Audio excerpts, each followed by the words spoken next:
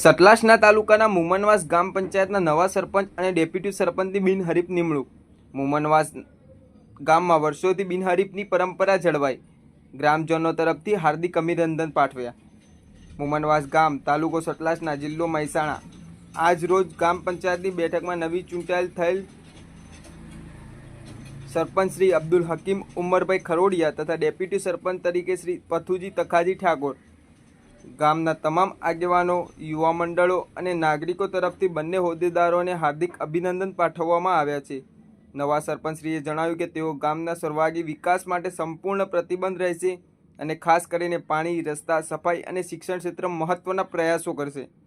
Deputy સરપંચશ્રીએ કહ્યું કે તેઓ સરપંચશ્રીની સાથે મળીને ગામની જનતા માટે નિષ્ઠાથી કામ કરશે અને સરકારની તમામ યોજનાઓનો યોગ્ય અમલ કરશે।